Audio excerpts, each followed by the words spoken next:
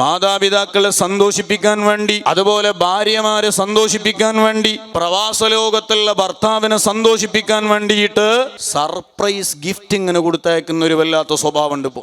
സുബ്ഹാനല്ലാഹ്. Surprise കൊടുക്കലും gift കൊടുക്കലും സന്തോഷിപ്പിക്കലും ഒക്കെ നല്ലതാണ്, അതിലൊന്നും നമ്മൾ ആരും എതിര് പറയല്ല.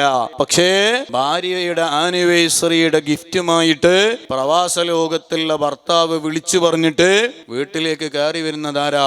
ഏതോ ഒരു അന്യപുരുഷൻ. അയാൾ ഇങ്ങനെ കയറി വരികയാണ്. എന്നിട്ടോ നിങ്ങൾക്ക് ഭർത്താവ് തന്ന ഗിഫ്റ്റ് തരാനാ വന്നത്, ഇതൊന്നും അല്ല. പിന്നെ ആ ഭാര്യനൊന്ന് പ്രാങ്ക് ചെയ്യും. സുബ്ഹാനല്ലാഹ്. ഒരു പ്രാങ്ക് ചെയ്യല്, എന്തെങ്കിലുമൊക്കെ പറഞ്ഞ് ബേജാറാക്കുക. നിങ്ങളുടെ ഭർത്താവ് 2 ലക്ഷം രൂപ എൻ്റെ അടുത്ത് നിന്ന് കടം വാങ്ങിയിട്ടുണ്ട്, വിളിച്ചിട്ട് ഫോൺ എടുക്കുന്നില്ല, ഇപ്പൊ തരണം അല്ലെങ്കിൽ പ്രശ്നമാണ്. ഇവളാകെ ബേജാറായി. ഇപ്പൊ അടുത്ത് ഞാൻ കണ്ടു, ഒരു പെണ്ണ് ഒരു വീട്ടിലേക്ക് കയറി ചെന്നു. അവിടുത്തെ പ്രായമുള്ള ഉമ്മനോട് പറയാണ്, നിങ്ങളുടെ മകന് എനിക്ക് വല്ലാതെ മെസ്സേജ് അയച്ചിട്ട് ആകെ സ്വീപ്പാക്കുന്നുണ്ട്. സുബ്ഹാനല്ലാഹ്. ഭാര്യയും മക്കളുള്ള ഒരു ചങ്ങാതിന്റെ ഉമ്മനോട് ചെന്നിട്ട് പറയാണ്, നിങ്ങളുടെ മകന് എനിക്ക് വല്ലാതെ മെസ്സേജ് രാത്രി കാലങ്ങളിലും മറ്റോ ഒക്കെ അയച്ച് ഫോൺ വിളിച്ചാകെ ബുദ്ധിമുട്ടാക്കുന്നുണ്ട്.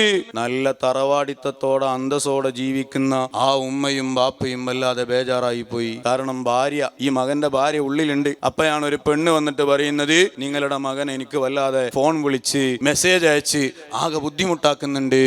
ആകെ ബേജാറായി പോയി. എന്നിട്ട് അവസാനം പറയാണ്, ഹാപ്പി ആനിവേഴ്സറി. സുബ്ഹാനല്ലാഹ്. Happy anniversary. ആകങ്ങട്ട് വല്ലാതെ ബേജാറായിട്ട് 2 ലക്ഷം രൂപ ഭർത്താവ് തരാനുണ്ട്, ഇപ്പൊ തരണല്ലേ, പോലീസ് കേസാക്കും, അങ്ങനാക്കും എന്നൊക്കെ പറഞ്ഞ് ഭാര്യ ആകങ്ങട്ട് ഒന്നുമല്ലാതെ ബേജാറായി നിന്നിട്ട് അവസാനം പറയാണ് ഹാപ്പി ആനിവേഴ്സറി അല്ലെ ഹാപ്പി ബർത്ത്ഡേ.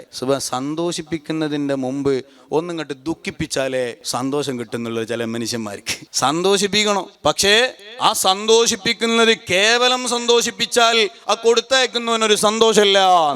പിന്നെ ഉമ്മനൊന്ന് ബേജാറാക്കിയിട്ട് സന്തോഷിപ്പിക്കുക, ബാപ്പനൊന്ന് ബേജാറാക്കിയിട്ട് സന്തോഷിപ്പിക്കുക, ഭാര്യനൊന്ന് ബേജാറാക്കിയിട്ട് സന്തോഷിപ്പിക്കുക.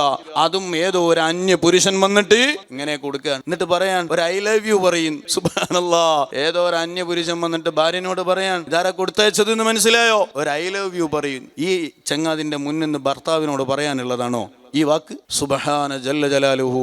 ഈ മാതിരി തോന്നിവാസങ്ങളൊന്നും ചെയ്തിട്ടല്ല ബാപ്പമ്മമാരെയും ഭാര്യമാരെയും ഒന്നും സന്തോഷിപ്പിക്കേണ്ടത് എന്ന് സാന്ദർഭികമായി ഓർമ്മപ്പെടുകയാണ്.